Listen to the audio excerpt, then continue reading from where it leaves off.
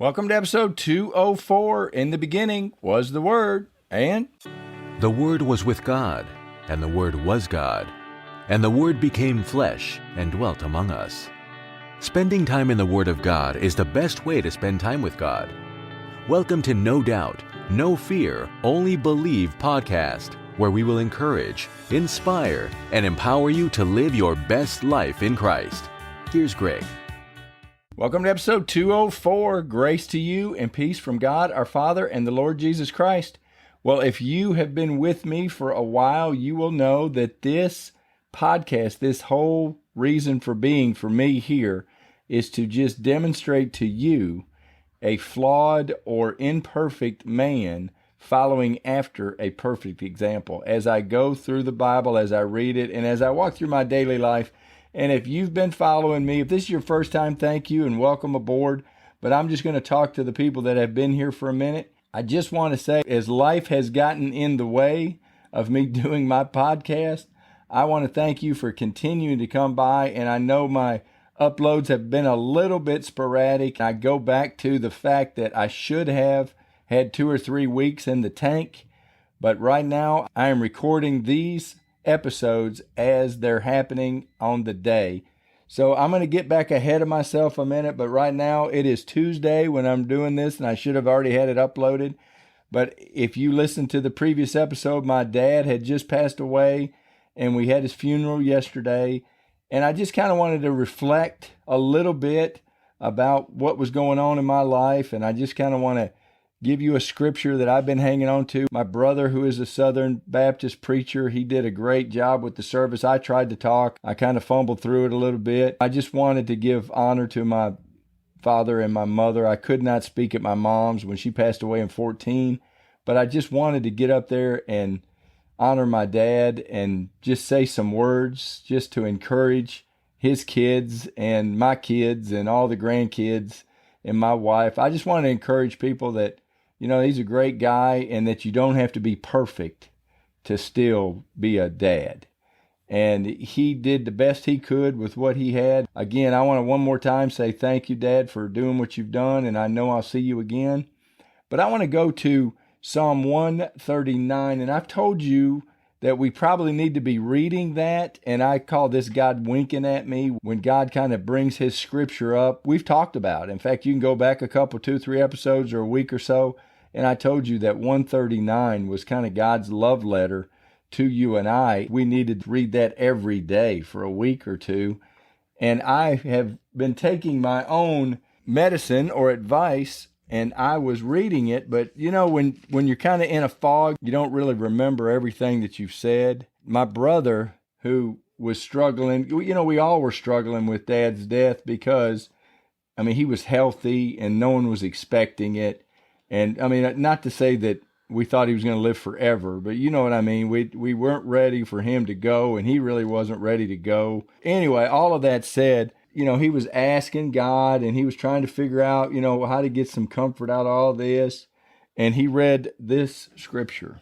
My frame was not hidden from you when I was made in secret and skillfully wrought in the lowest parts of the earth. Your eyes saw my substance, being yet unformed, and in your book they all were written, the days fashioned for me, when as yet there were none of them. And I just find that, and again, I call that God winking at me, and all these coincidences in my life, they just kind of keep lining up with the Word of God. And if you've ever wondered why I follow after Jesus and I try to hear how God's speaking to me, when you're trying to find comfort and you say in the Word and then God speaks the Word back to you, I mean, it's pretty amazing. And if you are not involved in this, and if you are not in His Word, this is your soapbox moment. We have multiple of these on every episode, but this is, you need to be in the Word of God.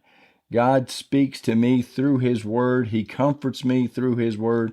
He teaches me. He informs me of things coming and of things that have happened. God is awesome, and He uses the Word, and I know you may not understand it. I don't understand it all, but it is cool to be in the Word of God and then have somebody speak the Word of God back to you, just like the Holy Spirit is speaking to you.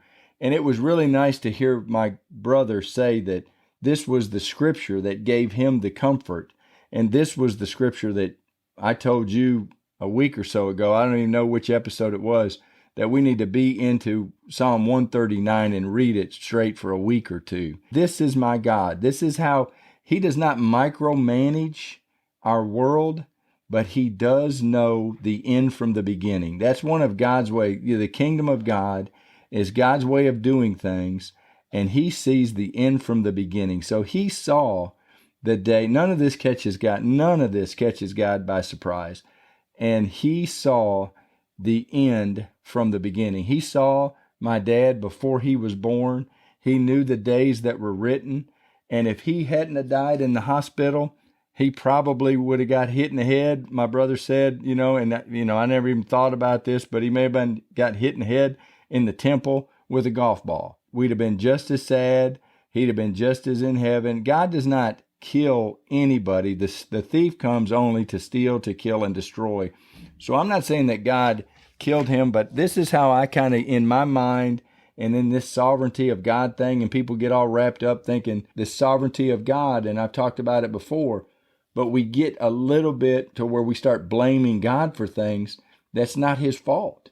And a perfect and loving God is not going to take anybody out just because. I mean, that's not how he operates. A loving and perfect God, he watches over his kids. He knows what's going to happen, and he comforts us, and none of us are getting out of this thing alive. And that's why I jump up and down, and that's why we preach the gospel here, because eternity is forever, and heaven and hell are real. And you want to pick heaven. You don't want to stand before God and have given God the finger all your life and then stand before him and say, ooh, you were real. I'm sorry. Well, it may be in the book that I'm reading, it's going to be a little bit late. You need to bow the knee on this side, because every knee is going to bow and every tongue is going to confess that Jesus Christ is Lord. I'm praying that as you listen to these words, that you will confess Jesus as Lord on this side. And I'm here to tell you that my dad did. We had multiple conversations. I know that he's in heaven. I know my mom's in heaven. So there's some comfort there. And if you've ever lost a loved one, I mean, it's just difficult. It's just hard to wrap your mind around this, just the finality of it, and picking up the phone to call them and know you can't call them, and you know you're never going to hear their voice. I mean, if you've got a recording, you can hear their voice, but you're never going to have them respond to a question again. If you've lost anybody, and if you haven't, just keep praying and keep making sure that everybody in your family and your friends, you've at least visited with them about it. I'm telling you, when you get to a funeral home, it's not the right time to start asking questions. And I pray you would get a sense of urgency. In a funeral and death kind of refocus you. There's a lot of things going around in my life. A lot of things were going on. This was not a, quote, opportune time or a good timing. I was talking to my wife this morning, and it's amazing. I mean, we had a flat tire in our driveway. And, you want to jump up and down and get all upset because you got a flat tire. And this wasn't today. I mean, I'm just talking in general. This happened in the past. And you just think about, if you're going to have a flat tire, what better place to have a flat tire than in your driveway, unless you're having it right there at the tire shop. I guess the tire shop's the best place to have a flat tire. The second best place is to have one in your driveway. And so you just kind of look at that, and I thank God. I said, God, I'm not worthy of all this goodness. And I'm sitting there looking at a flat tire, thanking God for my flat tire.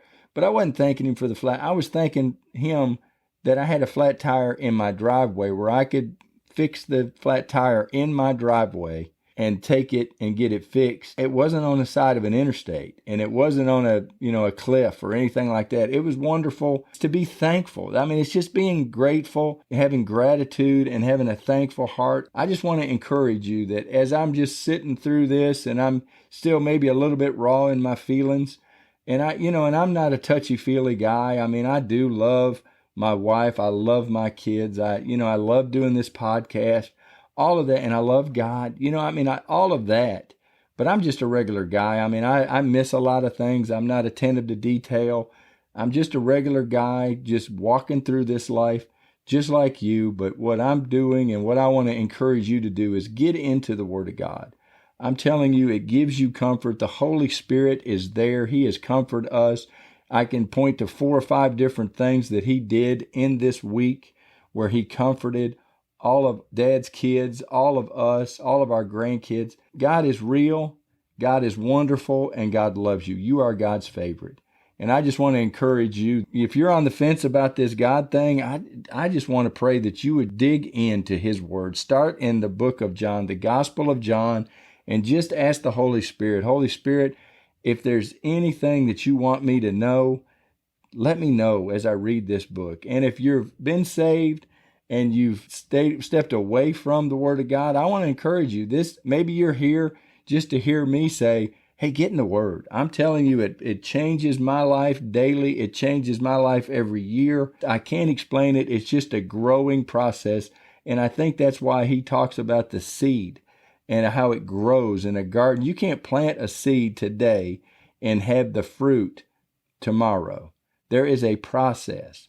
And you have just got to trust the kingdom of God process, that you've got to plant it.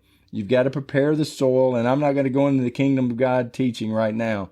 I just want to encourage you that it's going to take some time. But, I heard a saying, and I'm sure you probably heard this, that the best time to plant a tree, let's say the best time to plant a pecan tree is 25 years ago. But the second best time to plant that pecan tree is today. Don't worry about what you didn't do 25 years ago.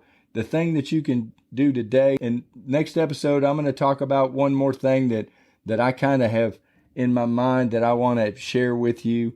And then I don't know that we're going to move on. I'm just going to see what God wants to do with all of this. But right now, I think I want to sign off. But I just want to thank you for being a part of my life. I want to thank you for being a part of this episode. And I just want to pray, God, I thank you so much for your Holy Spirit. God, I thank you for your word. I thank you that you can comfort me with words on a page.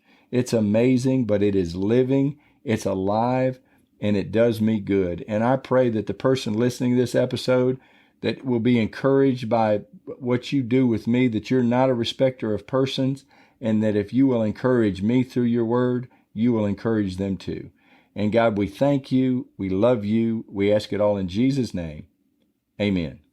Well, thank you for being a part of this, and I look forward to visiting with you on the next episode.